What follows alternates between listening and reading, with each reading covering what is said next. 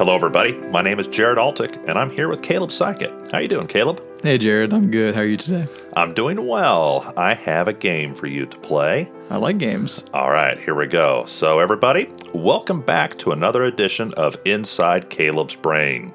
This is a quiz that I prepared of not-so-random trivia, 95% of which I did not know, but 95% of which I'm pretty sure is somewhere inside Kaleb's brain. Today we're playing St. Louis or not St. Louis.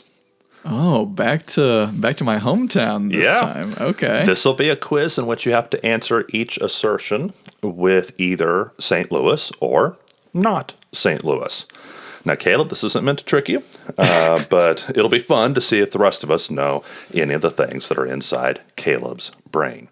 All right. So let me give you an example. An example would be the second largest metropolitan statistical area, the metro, the second largest metro in the Midwest behind Chicago. That's the assertion. Mm-hmm. You would answer either St. Louis or not St. Louis. Well, Second largest behind Chicago. I don't need to think about it too long because this is just the practice question, but I'm going to say St. Louis. It is not St. Louis. I wasn't sure if it was like Detroit or there could be any number of cities, but the St. Louis metro area is quite big. Yes, it is. It's actually the third largest. What's the second one? Second largest, Minneapolis-St. Paul. Minneapolis, okay, yeah. Minneapolis-St. Paul is another 500,000. There were a lot of bigger candidates for that. Yeah, and St. Louis is right in the neck. And I had that question. I thought, that's not a fair. You'd have to have looked at population statistics recently. The funny thing is that the actual city of St. Louis is not very big. No, it's not. What, 250,000 or something like that? It's half the size of Kansas City, Missouri. Well, but and the there's metro is quite a bit bigger. Tons and tons of tiny municipalities all around St. Louis that build up the St. Louis metro area. Yep. Now, just an aside before we start our quiz, the Midwest, you know what the definition of the Midwest is? I had to look this up for that question. Oh, my goodness.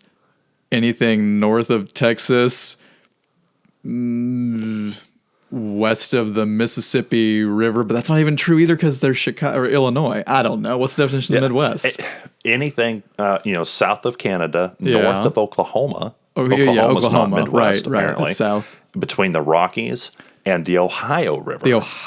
Which would include Ohio and Indiana. Which is funny because Ohio is such a borderline, Midwest. Yeah. It's almost like Rust Belt, but I don't think Rust Belt's Pennsylvania. flattering. I think Ohio has a lot in connection with Pennsylvania and upstate New York. Right. But I don't think Rust Belt's the way most people want to categorize. Yeah. Well, and the funny thing too is okay, yes, Minnesota is part of the quote Midwest, but the Minnesota, Wisconsin, Michigan, all that stuff, so much different from Kansas, Missouri, Iowa, Illinois. Yeah. It's just interesting. It's interesting. So that's the Midwest, and these questions are going to be focusing on the heart of the Midwest, at least from your point of view, St. Louis. So you just answer St. Louis or not St. Louis. All right, sounds good. Okay, and you're welcome to ask clarifying questions I may or may not be able to answer. Number 1, home of simultaneous World's Fair and Olympic Games. I am pretty darn confident that is St. Louis in the year 1904. Wow, with extra information too. That is correct. Yes, that is St. Louis. As near as I could tell, just scanning through Wikipedia, no World's Fair happened simultaneous with an Olympics game except for that one time. The World's Fair was delayed a year. And so it coincided with the Olympic Games, which were supposed to be in Chicago. And so take that, Chicago. So yes, they moved the Olympic Games down to St. Louis and had them simultaneously. Out of curiosity, I don't know if you looked at this or not. Is the World's Fair still a thing? Yes, it is. They moved some years back to doing it once every 5 years. Okay, but they have World Expos almost every year. Okay. And those bounce around all kinds of places and are more narrowly focused on a particular theme, where most World's Fairs have 2 or 3 themes. And so yes, they still have them. There was going to be one during COVID and got canceled. Is it not quite as big of a deal as it used to be, maybe? I don't think so. I think the internet conveys a lot of that information way better than an exposition does. Yeah. So, yeah. So not the big thing it used to be, but the St. Louis World's Fair, gave us it was a pretty big waffle one. cones and all sorts of important technology like that, Ferris wheels and what have you. So, all right, question number 2. The oldest European settlement west of the Mississippi River. Oh my goodness. It would be just barely. Oldest European settlement? Man, I don't know. There's a lot of candidates for this. I'm going to say St. Louis, but I'm not feeling confident about it. It is not St. Louis. Now, is it still right along the Mississippi River? Yes. North or yes. south? Just south, I think. Just south? Yes. So it's still in Missouri? Yes. Man, I'm not quite sure. I don't know. St. Genevieve, Missouri. Oh, okay. Is the oldest European settlement west of the Mississippi River. Okay. Very good. So, you are 1 for 2, right? Yep. Okay. All right. Batting 500. Assertion number 3. Game 7 of the 2011 World Series. Meaning that the St. Louis Cardinals were part of it, or that it was in St. Louis? Was it St. Louis or not St. Louis? Well, it was in both regards because Game 7 was played in St. Louis. I remember that because in Game 6, David Freese hit his home run inside the current Busch Stadium, and Joe Buck made his famous "We will see you tomorrow night" call. So yeah, it was St. Louis. That is correct. Yeah, that's correct. The deciding game in the 2011 World Series where the Cardinals won, that was they were back home for those last 2 games. Against the Texas Rangers. That's right. Poor Rangers fans, man. They lost in 2010 to the San Francisco Giants, and then they lost in Game 7. And, of course, famously in Game 6, they were 1 strike away 2 times from winning the World Series. And, in fact, I think on ESPN, I don't know if it's still that way, but on ESPN.com, the beat writer for the Rangers, they're like, hashtag or tagline or whatever is 1 strike away. Oh, no. Really? Oh, man. How sad. That's rough. Yeah. That's rough. All right. Assertion number 4. The origin of 7-Up. Whoa. The soda. The soda. Well, I've never heard this before, so I'm going to say not St. Louis. It is St. Louis. Man, I didn't know that. It was invented in St. Louis in 1929. And so, yep. Go figure. Yep. So 7-Up. Is there anything? St. Louis original. Do you know anything about it? Like, did you look up I anything? saw the name of the guy, which I didn't recognize. You know why it's called 7-Up?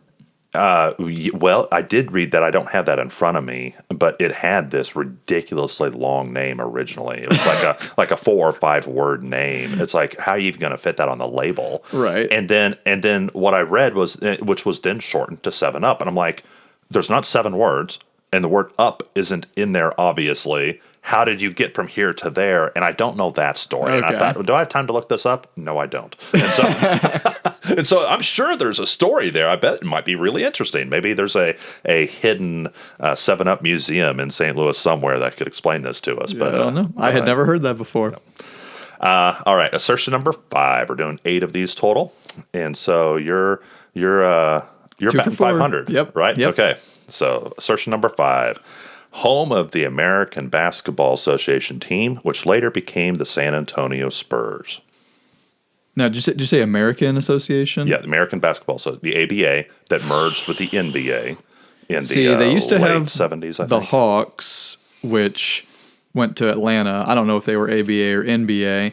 They also had the Spirit of St. Louis, but I just don't know about them becoming the Spurs. So I'm going to say not St. Louis, but it could be. I don't know. You're correct. It's not St. Louis. The Spurs actually were an ABA team that were in Dallas and then moved. Okay. They were like the Rancheros or something like that, or the Vaqueros or one of those kind of names. They moved to San Antonio, became the Spurs, and they actually were active as the Spurs as an ABA team and then merged. They were one of the 4 ABA teams that merged into the NBA as a complete unit. But when that happened, the St. Louis team, famously the Spirits of St. Louis, they, instead of carrying their team over or getting bought out, they instead took a small portion of the future television rights and in they perpetuity. Still have it to this day. They still have it. They have been offered a buyout, like a $500 million buyout. And they never do it. I don't think they've taken that yet. Supposedly that's going to happen. Is the last thing I've read is that they are going to take a buyout, but they have earned hundreds of millions of dollars from just having Doing nothing. one small portion Yeah. of those rights. And the thinking is that even if they do accept a buyout from the current NBA, that they just, here's $500 million, sign away your rights to our television, package. The thinking is that those 4 ABA teams would still honor that to the two brothers and their family. I'm not sure the two brothers are still alive now, but maybe like the Spurs and the other, the Pacers and whoever the other ones were, Giving them a small portion. give a small percentage to the Spirit of St. Louis owners, who made a great they owned a ball team for 2 years. Talking about return on investment. And in the merger, they got back, they've hundreds of millions of dollars. Wow. It's one of the most interesting stories. Yeah, It's definitely. really I did know that. Yeah. All right. Well, I got that one right. All right. So assertion number 6, the birthplace of poet T.S. Eliot. I just don't know, man.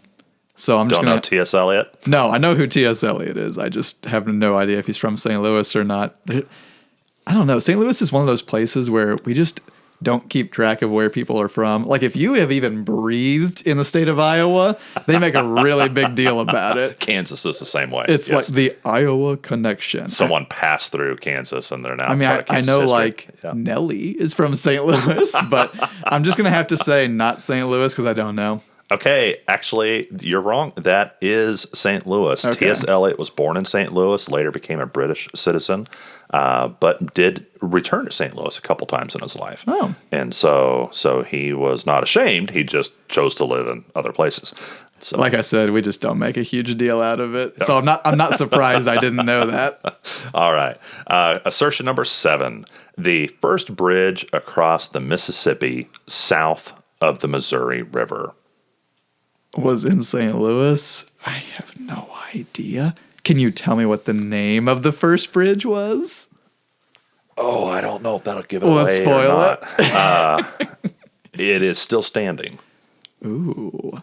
And the further south you go, the harder it is to bridge the river because the river's so big. Yeah.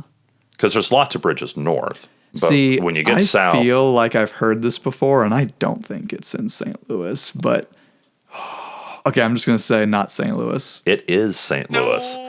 Which one is it? It's, Eads Bridge. If you would have said that, I would have gotten it correct. Okay, yeah. I would have known. The Eads Bridge, it's which is still standing. Yeah. It's one of the oldest bridges across the Mississippi, and it's the first one south of the Missouri River. And so it is a famous bridge and was the first one across the Mississippi. Well, I better get this last one right if I want to end 500 because I'm 3-4 right now. So I feel like I didn't, like I said, this was not meant to trick you, but I thought maybe I'll throw these things out there, see if any of them like tickle your brain. These 50-50s are tough, man. Yeah. So the final assertion, which I don't know if people know this or not, the origin of Aunt Jemima pancake mix. Oh my gosh. I don't know any of this stuff.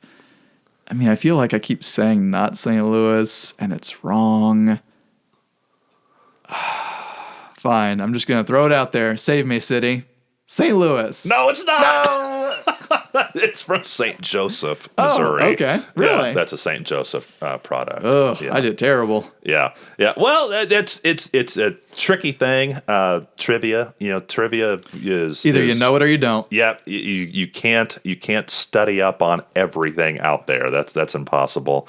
But yeah, we'll try this again sometime. Play St. Louis, or maybe we'll just expand it out and do Missouri or not Missouri or something like that. Yeah, I could fare okay at that. Yeah. But I learned a lot about St. Louis and also not about St. Louis. Yes. So, So T.S. Lewis and 7-Up, T.S. Eliot. but not Aunt Jemima or the first European settlement. So, but the first bridge over the Mississippi south of the Missouri. yes, and not the Spurs.